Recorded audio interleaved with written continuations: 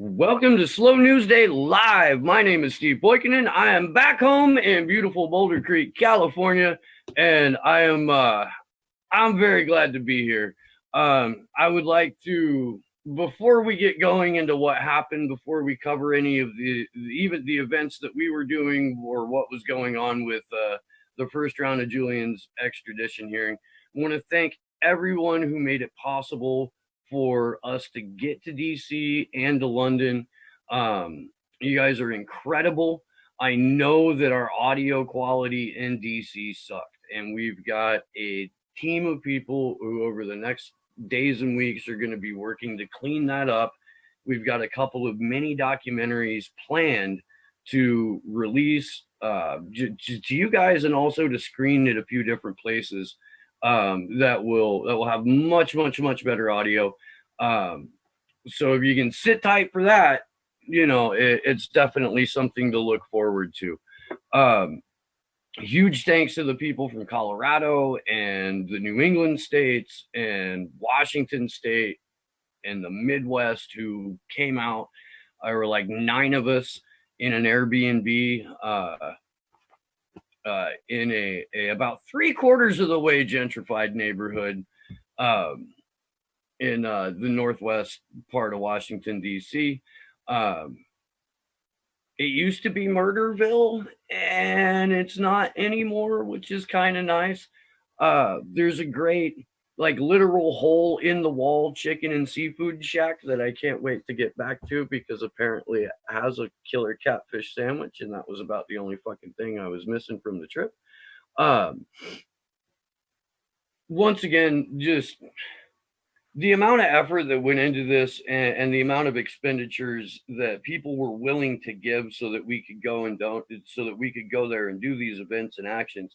I hope you feel like you got your money's worth out of it, because we're going to be asking for it again. May 18th kicks off the second round of extradition hearings that last through the first week of June.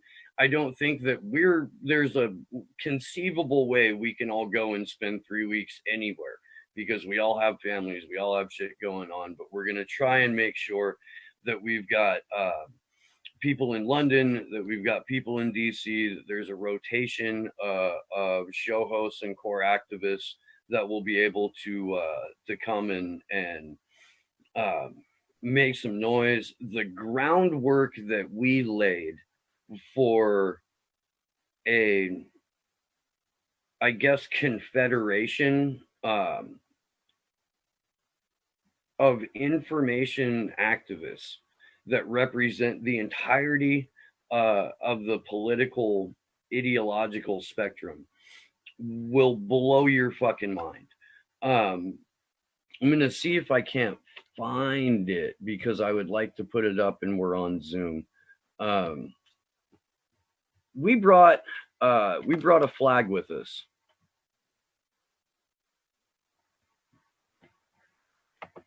And what happened with it was there was a number of different we had a number of different flags and banners and whatnot. There was a particular WikiLeaks flag. And if you've been on Twitter at all, and you're connected to Action for Assange at all, you've seen it. If not, I'm going to put it up right now. Nobody knew what to do with the flag, right?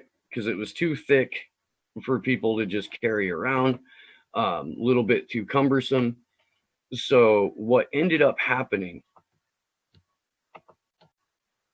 and why isn't this sharing?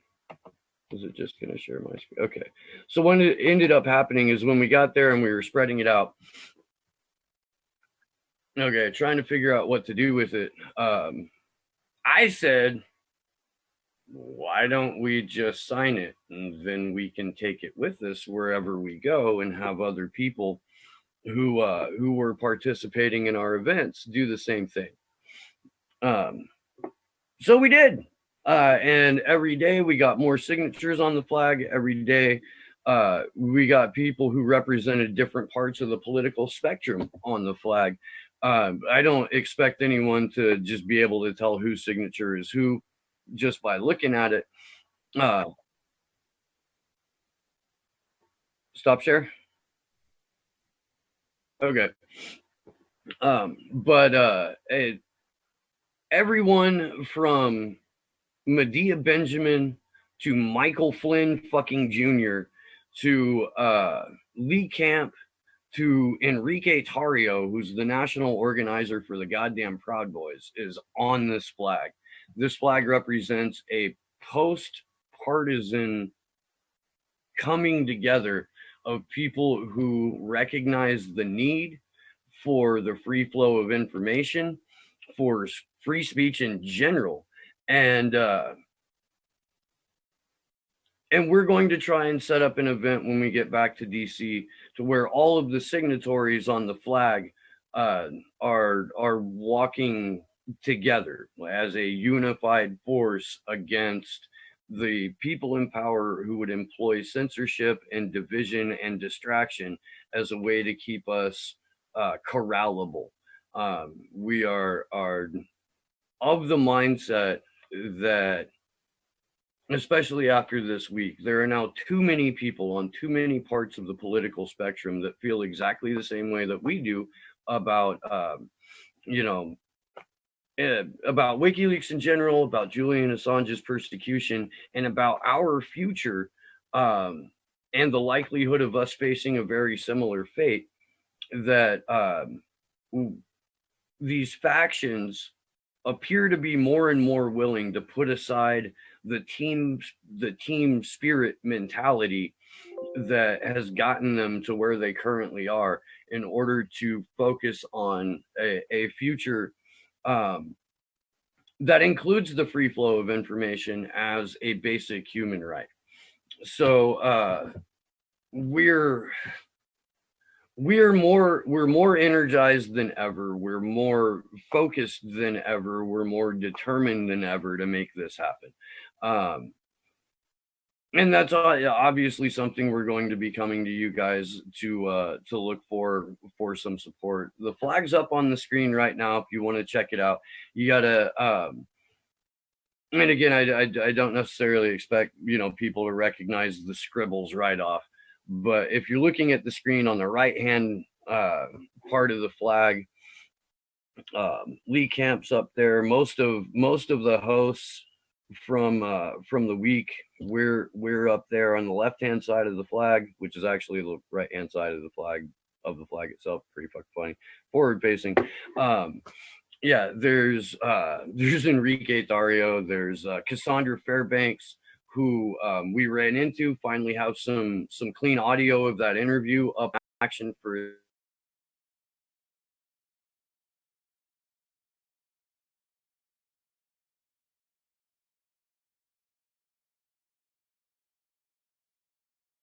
Assange. Cassandra Fairbanks has been just spinning fucking heads with her revelations over this past week. It seems like we were in DC for a fucking month. All right, like it really does.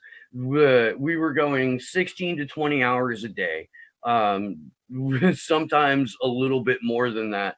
There was a Tuesday morning where Christy and I were on Fault Lines Radio. If you haven't heard that interview, you definitely should. I recommend going and finding Fault Lines on RT or on Sputnik rather, and checking out that interview. It turned out that Lee Stranahan was ill, which we can get into a little bit because I did run into him at the Alex Jones event.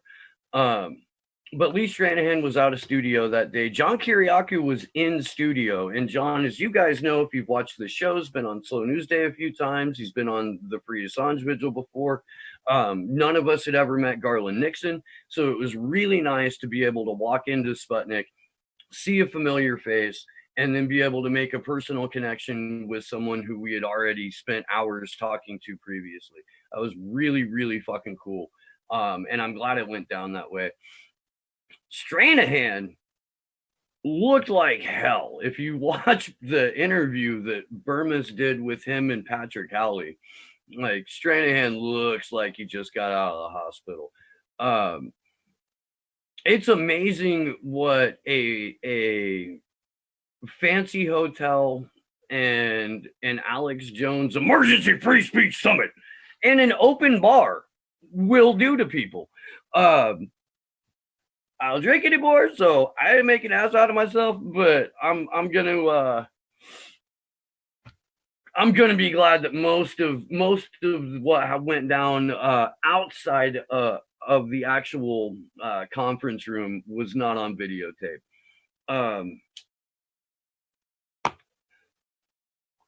Cassandra, when we got to talk to her, when we got to interview her, she let it come out that that she was in a DM Twitter group with people in the Trump campaign, with far right and right wing conservative influencers, with right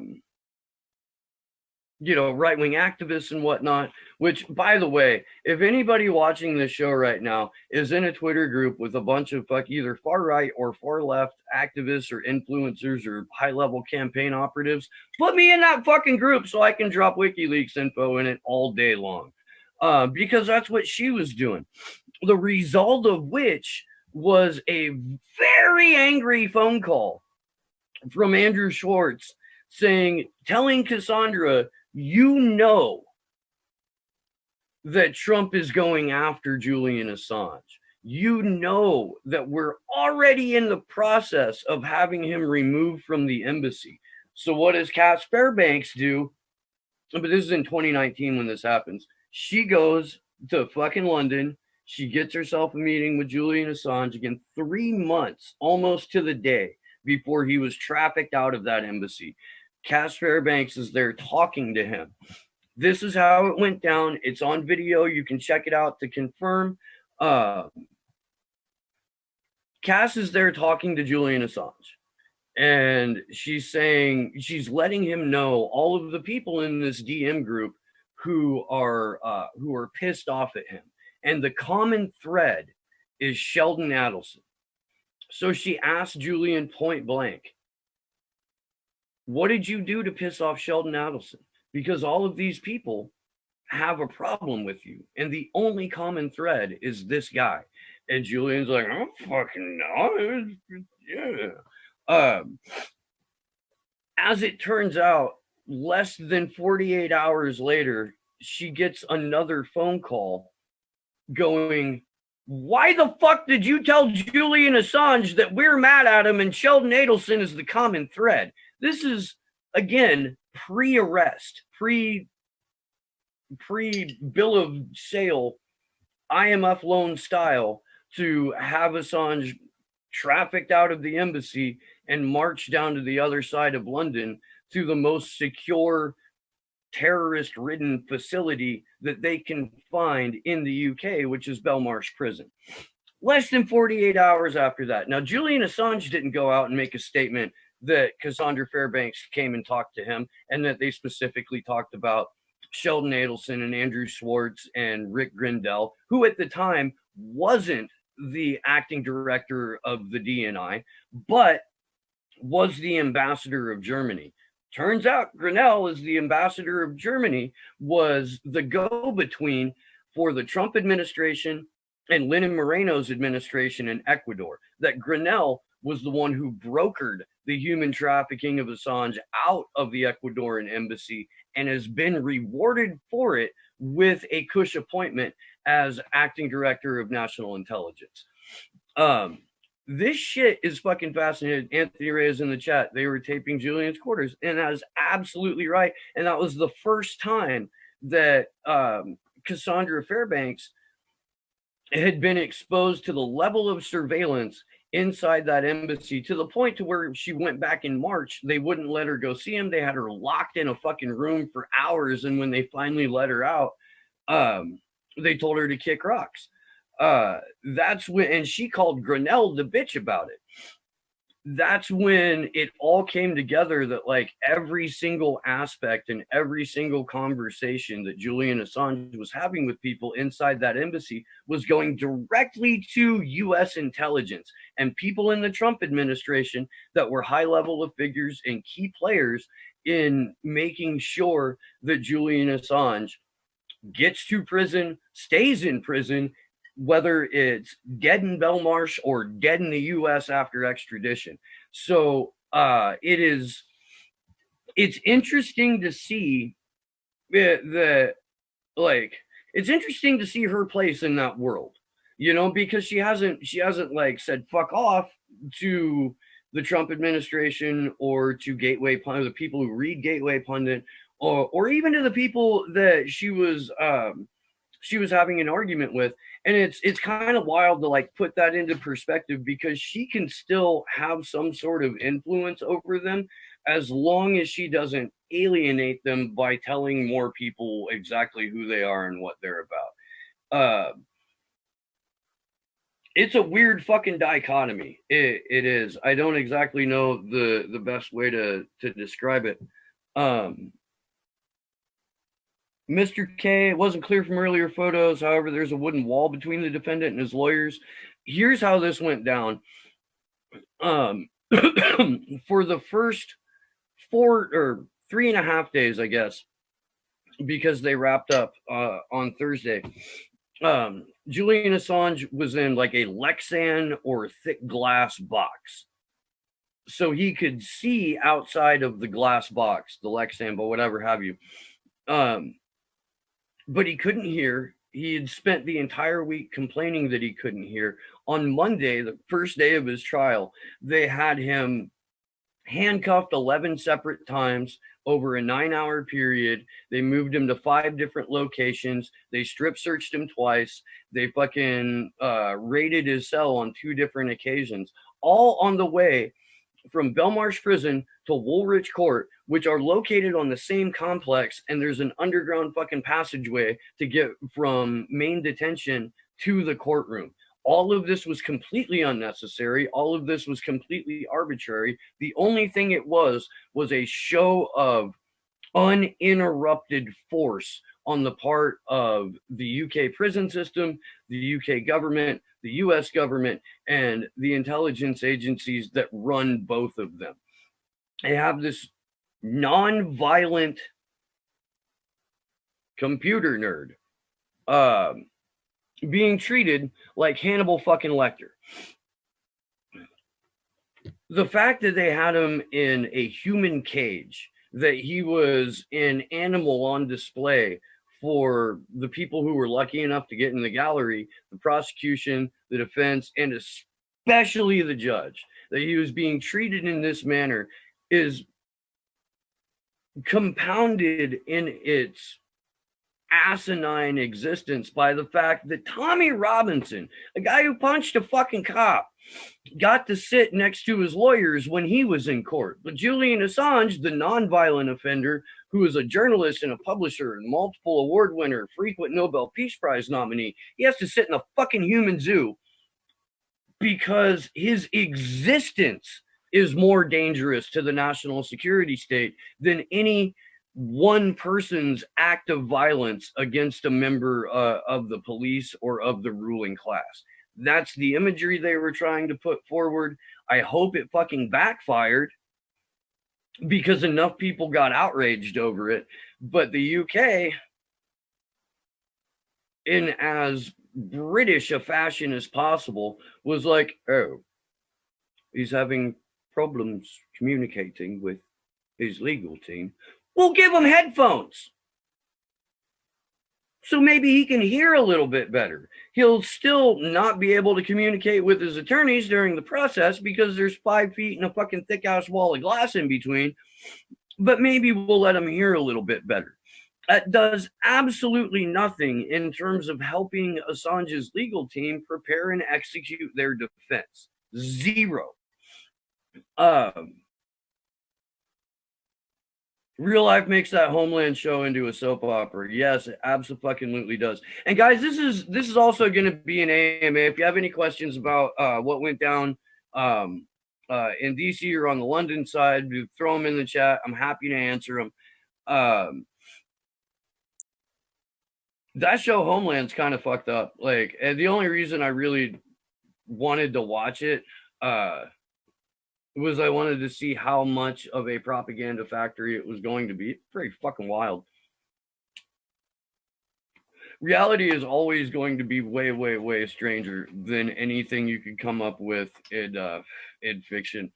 The amount of times that we had to tell people while we were in DC, like whatever it is that you can imagine that your government has done or is doing in your name with your dollars, it is far fucking worse than the reaches of your imagination. Anthony Reyes, Don Jr. loved Julian until some spook showed him some nonsense that proved Julian you put US. That was a common thing that we heard when we were in DC was, oh, we put soldiers in harm's way. No, the decision to illegally invade a country, to occupy it for its natural resources, and to overthrow the government that was existing there in order to install a puppet dictator that was going to do whatever the fuck your national security state told them to, that put troops in harm's way. Julian Assange, prior to the release of the Afghan war diaries, stayed up to personally redact 10,000 names before WikiLeaks published those documents. Tried to contact the State Department over and over and over and was rebuffed. The State Department wouldn't have anything to do with them.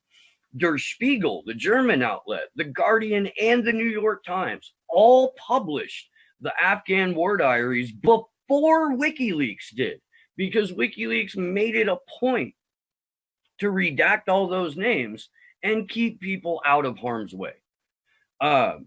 We actually got a little bit closer to, we flipped a few people over the course of the week.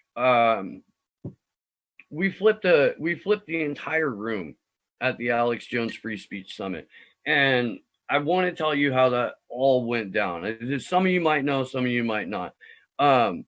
Jason Burmis was the only content creator who came to DC and stood with us and put our events out on his channel. Big fucking massive huge props to Jason for doing that, because he's one of those people that is like, I mean, it says on his book, little banner, he's the info warrior. But this is critical. The 2020 NDAA says that public disclosure outlets like WikiLeaks, like Slow News Day, like Jason Burmis's channel, and like Action for Assange are now supposed to be classified as terrorists. People who leak information, leaktivists, they're classified as terrorists. Hacktivists, classified as terrorists. Basically, all you need to do to be a terrorist is read, share, or deliver information that embarrasses the national security apparatus. That's it. Burmis is very concerned about that, so he came down to show his support. Very thankful for it. On Tuesday, the longest fucking day that we had that week, again, I went to go pick up Christy at like 7:30 in the morning. We were on fault lines at 8 or 8:30. We didn't wrap up with our day until like almost 3 o'clock in the morning. Then we were back up and going again the next day. On the day that never ended, Burmis lets us know, hey, I just found out Alex Jones is having an emergency free speech summit here in downtown DC. It was the same day as the Roger Stone sentencing. So Burmis is like, fuck it, I'm going to show up at the hotel. So he does. Rob Dew, who'd worked for InfoWars at the same time as Burmis did back in the day, he ran into Rob. He grabs Rob, sits him down in a chair. Let's have an interview. Let's fucking, talk some shit out, homie. Good to catch up with you. That happens, and Alex Jones crashes it. Starts, doing a bit, fucking with Burmis, whatever. And Burmis puts him on the spot. Why aren't you talking about Julian Assange? Why won't you say, like, what's up? Where do you stand on Julian Assange? Alex carries on the bit. Of course I think journalists should be jailed. That's what I've always thought, blah, blah, blah. finally gets to a serious point and is like, no, it's absolutely disgusting what's being done to Julian Assange. That laid the groundwork, and I have no doubt in my mind that the Free Speech Summit would have gone a very, very, very different way had Burmis not been there to pigeonhole Jones, straight up told him, hey, I've been here with Action for Assange all week. They're doing this. I'm going to put you on the spot here. Jones gets put on the spot. Flash forward to us walking into the Free Speech Summit. As we walk in the room, Alex Jones is on stage going fucking nuts over the treatment of Julian Assange and the way that the WikiLeaks case has been handled by the Trump administration. Alex Jones told a room full of people, including Nick Fuentes and Gavin McInnes and the rest of the conservative influencers that were in the room and the rest of the people who were there to watch, that they need to stop supporting Donald Trump if he doesn't do right by Julian Assange and WikiLeaks. To my knowledge, that has never before happened. Alex Jones has never told anyone to stop supporting Donald Trump unless he does right by Julian Assange and WikiLeaks. That was huge. There were multiple moments when Free Julian Assange chants broke out. Cassandra Fairbanks has a couple of those on her Twitter. Andrew grabbed the mic at the end of it and started just fucking ranting into it. And the only reason that was given as to why Assange is in this predicament from the conservative influencer perspective is that he won't go and give up his sources. So not being a rat in the mindset of like Gavin McInnes is why Julian Assange is being persecuted. It is the obligation of every decent journalist on the planet to protect their sources. WikiLeaks, being a public disclosure information outlet, lives and dies on its ability to protect the source. If they suddenly turn into the, let's say, Intercept, and sources get burned faster than joints at a fucking Grateful Dead show, less and less people are going to be willing to come to them in order to share the information that they have. DD Specs. Where'd that go? I just saw it. Trump used Assange to get to the presidency, then dropped him like he never knew him. Sleepy Josh, our awesome tech guy, had to sit through a fuck ton of footage and put it together of Trump talking about WikiLeaks. We found out on Friday that Trump was actually in the White House. A random lady showed up with a giant fucking megaphone, which she then loaned to us for the duration of the day that day when we did the protest. So we got this clip of everything that Trump had said about WikiLeaks, put it together in a mashup, and blasted it at the White House. This thing was fucking loud too. Like it was reverberating off the buildings as we were marching through town. When we got to the Department of Justice, not only do we have a great shot of the bean image, the free speech except war crimes with Julian and Chelsea with American flags taped over to their mouth. We have that parked right in front of the Justice Department with the most hilarious and ironic quote that you could ever possibly conceive of to be inscribed on the DOJ. Let me try and fucking find it. The quote is, Justice is the greatest interest of man on earth. Wherever her temple stands, there is a foundation for social security, general happiness, and the improvement and progress of our race. That's inscribed, etched in stone, over the fucking entrance to the DOJ.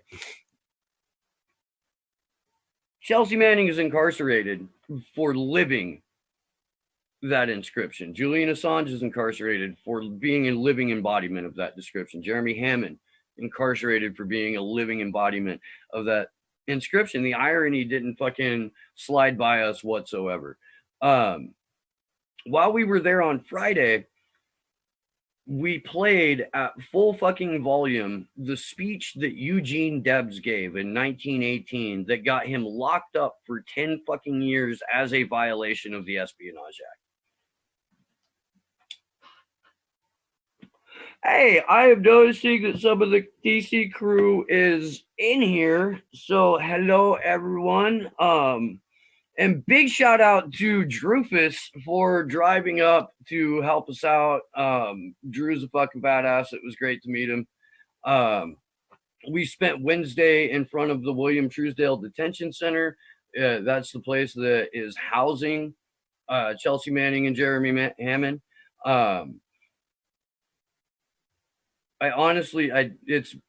It's been so many things compacted into a very short number of days that I don't exactly remember whose idea it was to grab all the fucking whistles and blow them. But there were like 30, 35 of us that were standing under an overpass that's right in front of the detention center.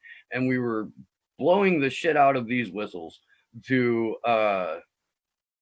signify the fact there are whistleblowers inside. It was so fucking loud that I still have a hard time hearing right. And hopefully it was Kendra's idea. Kendra is the person who put together the Denver Action for Assange organization. Actually just changed over the name to Denver Action for Assange because we're trying to expand the number of Action for Assange chapters, not just in the US, but worldwide. So if you are interested at all in forming an A4A chapter in your area, please reach out to me or Andrew or Christy, and we will help get you set up. Yeah, the whistles were killer. I don't know how much more I don't know how much I'm about ready to collapse already. It was a hell of a week. We found out that Washington, D.C. has 3 different police jurisdictions, and if you're going to go protest around D.C., you need to apply for permits for the specific group of cops in that specific area. So Thursday, everyone got chased out of Capitol Hill multiple times in multiple places. That was the only day that we really got fucked with. So that was cool. It's going to be absolutely incredible when we go back because we have really laid the groundwork for the kind of mass mobilization that we're seeing with the yellow vests in France, to be perfectly honest, that we're seeing with the hundreds of people that were in front of Belmarsh itself. This second round of extradition hearings determines whether or not Julian Assange comes to the US to spend 175 years imprisoned, like that's going to happen, to stay in prison until he's dead, simply for publishing the truth about world governments and world intelligence agencies and corporations and their massive malfeasance. How'd we end up under a bridge in one of the broadcasts, Tony? Because when you go to the detention center that's housing Chelsea Manning and Jeremy Hammond, Alexandria, Virginia is a very, very wealthy area. In fact, everywhere that we went throughout the week, it was just incredibly obvious that this is a concentrated center of wealth, power, and unmitigated evil. You could feel the unmitigated evil pushing down on you. It was wild. But when you go to the detention center that's housing those two, in order to get to it, you have to drive by an on-ramp. And you go around to the other side of the on-ramp. On-ramp goes up, road to the detention center goes this way, and here's the parking lot. So what you see is the underside of the on ramp, and then directly in front of it is the main entrance to the William Truesdale Detention Center. So that's why we were under there. As it happened, it made a good almost its own fucking sound cannon in terms of carrying the whistle strength. And the person from Sputnik who came out to interview us and to write about it was cautiously optimistic that that they could hear it in there. It was really like a fucking natural amphitheater. It was great. I love the DC cop cars with "We are here to help" on the rear perp seat windows. Yeah, oh yeah, no, absolutely. I'll say this, man. We could have had a lot worse experiences with DC police.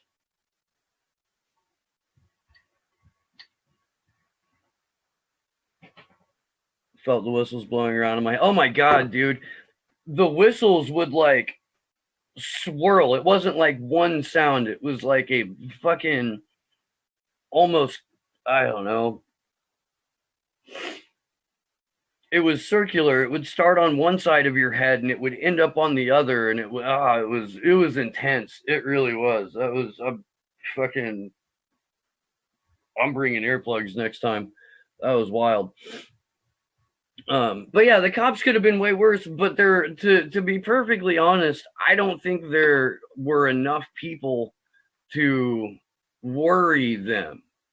I think next time there will be enough people to worry them. My hope is that each and every one of them will be as committed to nonviolent resistance as we are. Jason Burmis, what's happening, buddy? Good to see you. Yeah, one more time since he's here now, man. Big shout out and big thanks to Jason for being the only content creator that came down to film our actions firsthand, that knew about it with enough time. We did reach out to a number of DC area local content creators. So if you can think of someone on the right or the left who has a show near DC, or maybe now has a brand new radio show in the DC Sputnik studio called Political Misfits. Yeah, we reached out to that guy, and we reached out to a few other people, and they found it was in their best financial interest to ignore as much of the Julian Assange case as possible, because don't you know, there's an election happening. There's an election going on, and who could have guessed that the DNC would be trying to screw Bernie Sanders out of a nomination again? Who could have guessed that? So this is obviously a fascinating news that content creators need to be dedicating hours a day to, because it's so far out of the scope of reality that nobody would have seen it coming. Fuck you, Jamarl Thomas, for not coming and showing up in DC. Straight up.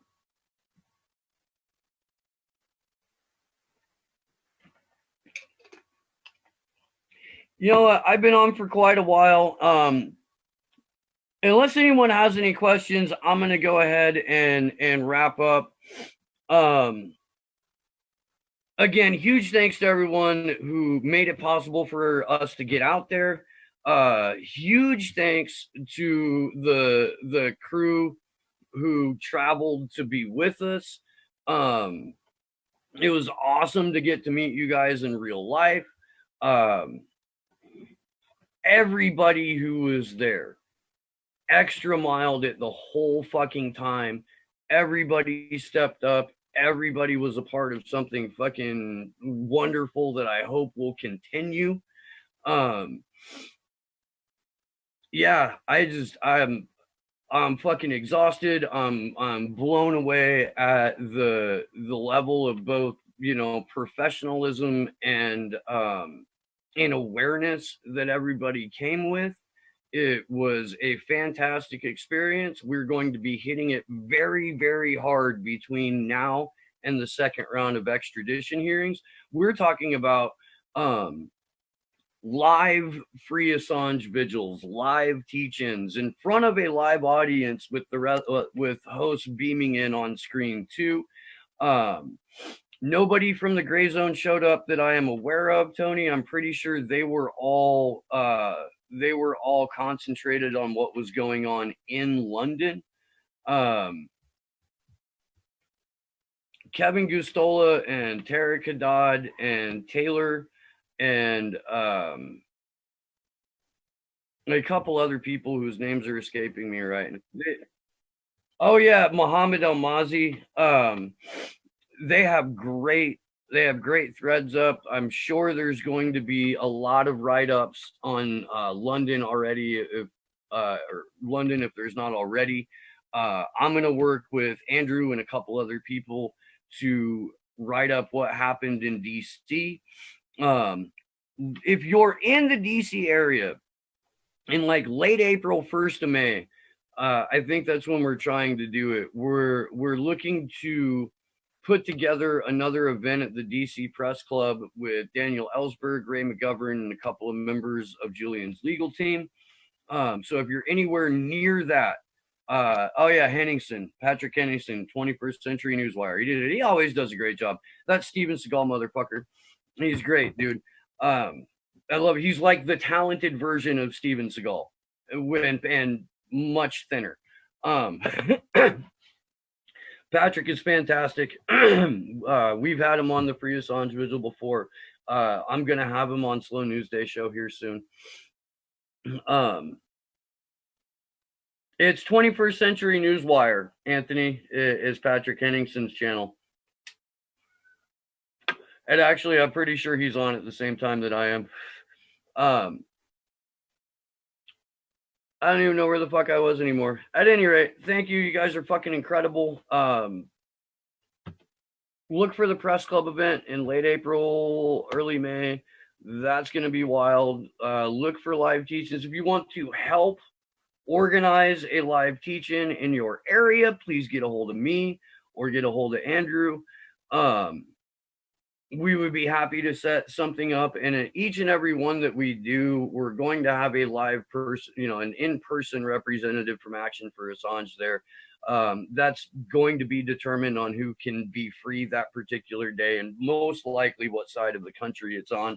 But the rest of us will all be there beaming in to do it as well.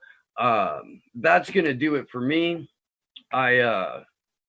Yeah, I'm pretty fucking humbled by all of this. It was incredible. So until next time, I'm Steve Poikinen. This has been Slow News Day, and good luck to us all.